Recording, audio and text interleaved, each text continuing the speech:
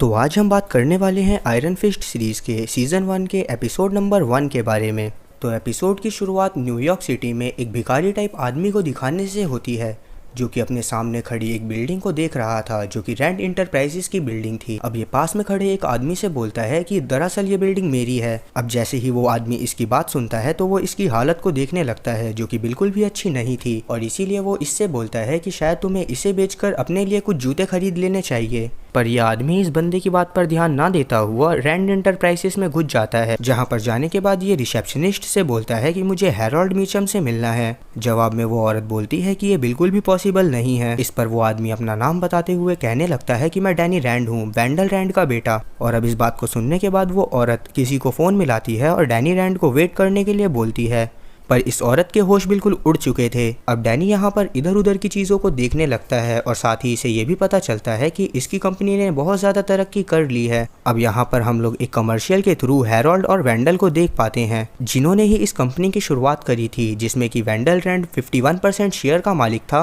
और वहीं Harold Mitcham 49% shares का। अब डैनी ये सब देख ही रहा था कि इतने में ही यहाँ पर दो जने आते हैं, जो कि इसे भगाने की कोशिश करने लगते हैं। दरअसल उस औरत ने किसी और को नहीं बल्कि गार्ड्स को फ़ोन करा था ताकि वो डैनी रैंड को यहाँ से भगा सकें। पहले डैनी इन्हें काफ़ी ज़्यादा समझाने की कोशिश करता है कि वो इसे इस तरह से धक्का ना दें, पर जब वो लोग नहीं मानते तो डैनी इन्हें बड़े आराम से मारता पीटता हुआ लिफ्ट हॉल में घुस जाता है और अंदर जाने के बाद वो हॉल को भी लॉक कर लेता है। अब क्योंकि इस तक कोई भी नहीं पहुंच सकता था तो इसीलिए बड़े आराम से फ्लोर नंबर 45 पर जाता है, जहां पर कभी हैरोल्ड मीचम का ऑफिस हुआ करता था। अब ऊपर पहुंचते ही सेक्रेटरी इसका नाम पूछने लगती है, लेकिन डैनी इसे कोई भी जवाब ना देता हुआ सीधा हैरोल्ड के ऑफिस में घुस जाता है, जहां पर हैरोल्ड नहीं बैठा हुआ था। और अब इस बात को देखने के बाद डैनी काफ़ी ज़्यादा शॉक होता है और इससे हैरोल्ड का पता पूछने लगता है, पर सामने बैठा आदमी उल्टा इससे ही सवाल जवाब करते हुए इसके बारे में पूछता है। अब ये दोनों आपस में बातें कर ही रहे थे कि इतने में ही यहाँ पर एक लड़की भी पहुँच जाती है, जिसे देखने के बाद डैनी बोलता है कि शायद तुम जॉय हो, और वो सामने खड़े लड़के से बोलता है कि तुम वॉर्ड हो।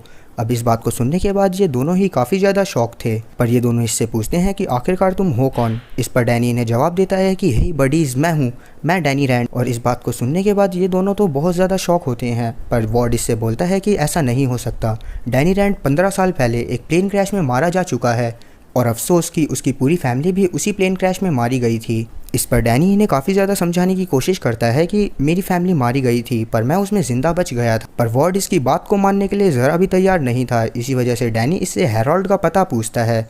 तब जॉय से बताती है कि 12 साल पहले हैरोल्ड भी कैंसर से मारा गया। और अब इस बात को सुनते ही डैनी के पैरों तले ज़मीन खिसक जाती है और ये सोचने लगता है कि आखिरकार अब ये क्या करे। इस पर वॉर्ड इसे बोलता है कि तुम एक गली के भिखारी हो जो कि हमारा दोस्त बनने का नाटक कर रहा है, तुम डैनी नहीं हो सकते। तब डैनी इसे काफ़ी ज़्यादा समझाने की कोशिश करता है, लेकिन वॉर्ड इसकी बात को ज़रा भी नहीं मानता और अपने गार्ड को बुलाकर इसे यहाँ से निकलवा देता है। उसके जाने के बाद जॉय इससे बोलती है कि वो लड़का सच में डैनी की तरह दिख रहा था और साथ ही वो उसकी तरह बातें भी कर रहा था, पर वॉर्ड जॉय को समझाता हुआ बोलता है कि ऐसा नहीं हो सकता। अब हम डैनी रैंड को देख पाते हैं, जो कि उस कंपनी से निकलने के बाद एक घर के पास जाता है जो कि लॉक था, और इसी वजह से ये वहाँ की विंडो पर एक बहुत ऊंची जंप लगाकर वहाँ पर चढ़ जाता है। अब इस घर के चप्पे चप्पे के बारे में डैनी को पहले से पता था, क्योंकि दरअसल कुछ साल पहले तक ये घर इसके मम्मी पापा का ही हुआ करता था, पर क्योंकि अब वो दोनों मर गए थे तो इसी वजह से ये घर जॉय के नाम पर हो गया था। डैनी अंदर पहुँच देखता है कि वहाँ पर एक कुत्ता है, और अब ताकि ये कुत्ता इसे नुकसान न पहुँचाए इसी वजह से डैनी रैंड इसके पास जाता है और इसे कुछ बोलता है, जिसके बाद ये कुत्ता चुपचाप बैठ जाता है। अब इस कुत्ते के शांत होने के बाद डैनी इधर उधर घूमने लगता है और अपनी पास्ट की मेमोरीज में खो जाता है,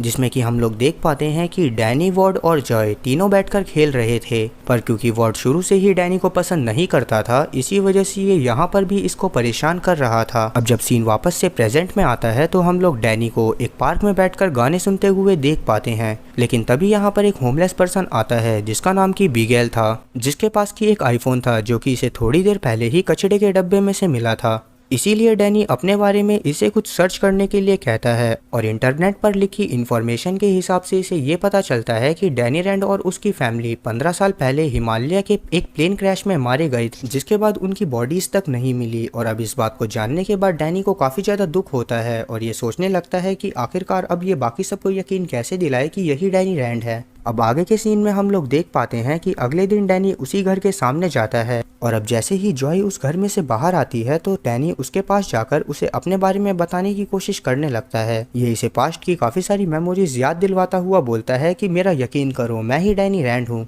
इस पर जॉय इसे बोलती है कि ये सारी इन्फॉर्मेशन इंटरनेट पर अवेलेबल है, कोई भी जाकर वहां से इस इन्फॉर्मेशन को पता कर सकता है। और साथ ही जॉय इसे यहाँ से भेजने के लिए पुलिस की धमकी तक देती है और कहती है कि थोड़ी ही देर में मेरा गार्ड यहाँ पर मेरी गाड़ी लेकर आता होगा और यकीन मानो कि अगर उसने तुम्हें मेरे साथ देख लिया तो तुम्हारा अंजाम बिल्कुल भी ठीक नहीं होगा। इस बात को सुनने के बाद डैनी मुंह लटकाकर यहाँ से जाने लगता है। अब ये रोड क्रॉस करते वक्त एक टैक्सी से टकराने ही वाला था कि टैक्सी के टकराने से पहले ही ये उस टैक्सी के ऊपर से साइड फ्लिप मारता हुआ निकल जाता है।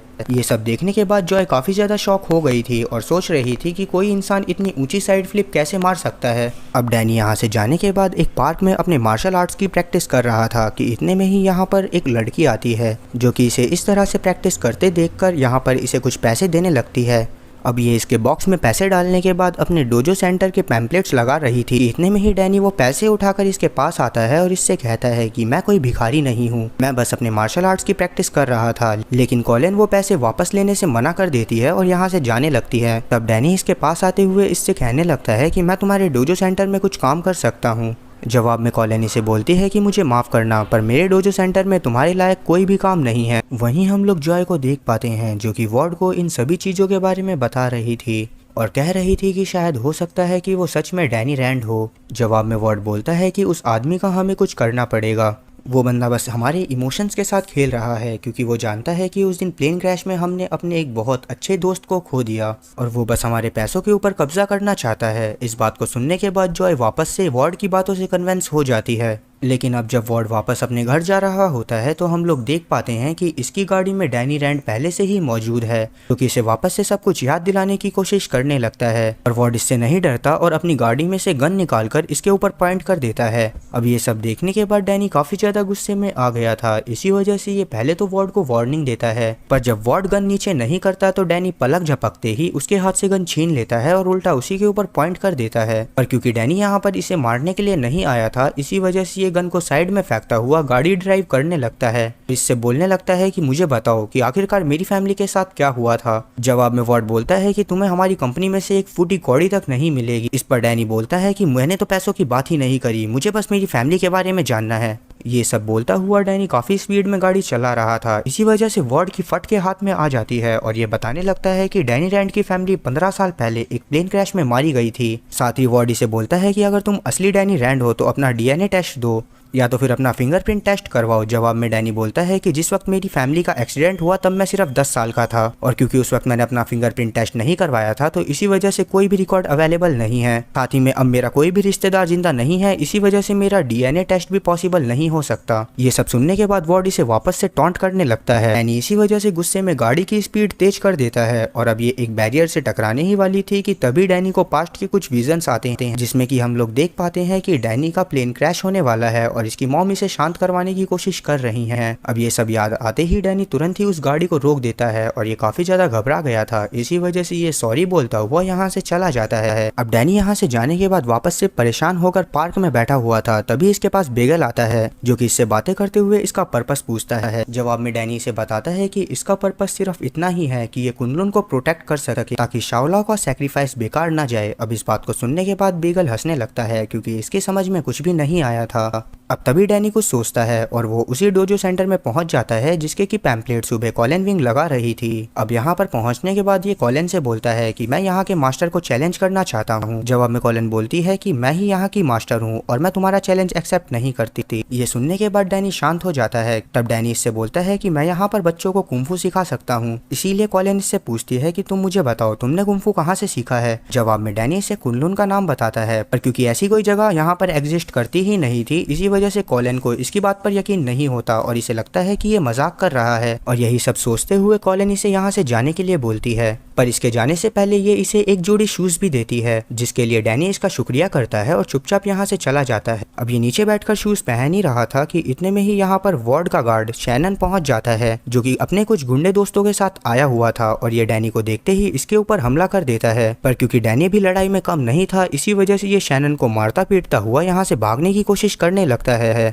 और भागने के दौरान ही इसके सामने एक ऊंची दीवार आती है जिसे कि ये कुछ ही पलों में फांस जाता है। पर इसके पीछे अभी भी कुछ गार्ड्स थे, इसी वजह से ये उनमें से एक के ऊपर 540 किक से हमला करता है और उसे बेहोश कर यहाँ से एक भीड़ वाले इलाके में पहुंच जाता है। इसकी इस किक को कॉलिन ने भी देख लिया था, जो कि ये सब देखकर समझ गई थी कि डैनी को बहुत अच्छे मार्शल आर्ट्स आते हैं। अब डैनी यहाँ से एक भीड़ वाले इलाके में पहुंचा रहा था, जहाँ पर पहुंचने के बाद ये एक मास्क खरीदता है और धीरे धीरे उन सभी गार्ड्स को मारने लगता है। अब ये थोड़ी ही देर में सभी लोगों को मारने के बाद शॉन को मारते हुए इससे पूछने लगता है कि आखिरकार तुम्हें भेजा किसने है। जवाब में शॉन इसको वार्ड का नाम बताता है और इस बात को सुनने के बाद डैनी काफी ज्यादा शॉक में आ गया था और इसीलिए अब ये यहाँ से चला जाता है। वहीं हम लोग वार्ड को देख पाते हैं, जो कि अपने ऑफिस से निकलने के बाद एक सीक्रेट बिल्डिंग के अंदर जाता है, जो कि इसी के नाम पे इसने खरीदी हुई थी।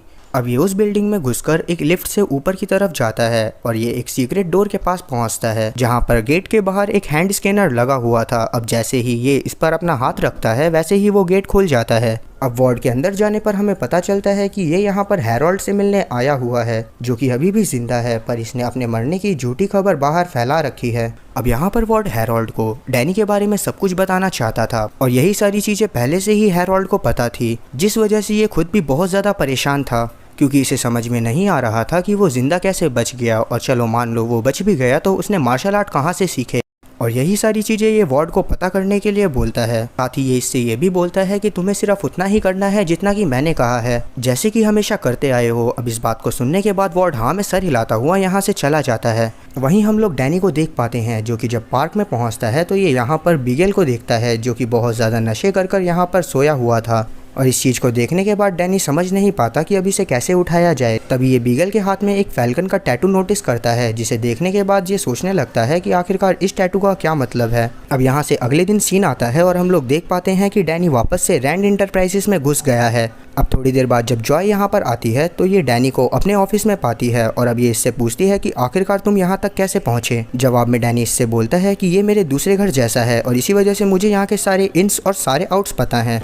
अब ये बात सुनने के बाद जॉय काफ़ी ज़्यादा शॉक थी और वो अपने गार्ड्स को बुलाने ही वाली थी कि डैनी इसे अपनी बातों से किसी भी तरह कन्वेंस कर लेता है कि ये थोड़ी देर इससे बात करे। और अब क्योंकि जॉय इस बार सच में कन्वेंस हो गई थी तो इसी वजह से ये डैनी से बात करने के लिए मान जाती है और इसके लिए कॉफ़ी बनाकर इसे देती है। अब डैनी कॉफ़ी पीते हुए जॉय को पिछले रात के इंसिडेंट के बारे में बताने लगता है कि उसने शैनन को इसे मारने के लिए भेजा था। इस पर जॉय काफ़ी ज़्यादा शॉक थी और इसी वजह से ये इससे बोलती है कि वो सारी चीज़ें अभी छोड़ो, मुझे पहले ये बताओ कि आखिरकार तुम उस प्लेन क्रैश में कैसे बचे। अब इस बात को सुनने के बाद डैनी उस दिन के बारे में सोचने लगता है और जॉय को थोड़ा थोड़ा बताने लगता है। अब डैनी उस इंसिडेंट के बारे में याद कर ही पाया था कि तभी इसको कुछ होने लगता है और इसे समझ में आता है कि ये सब जॉय की एक चाल थी और उसने कॉफ़ी में कुछ मिलाया हुआ था। ये चीज़ समझ में आते ही डैनी तुरंत खड़ा हो जाता है, पर जब तक डैनी को ये समझ में आता है तब तक इसकी आंखों के सामने धुंधलापन छा गया था।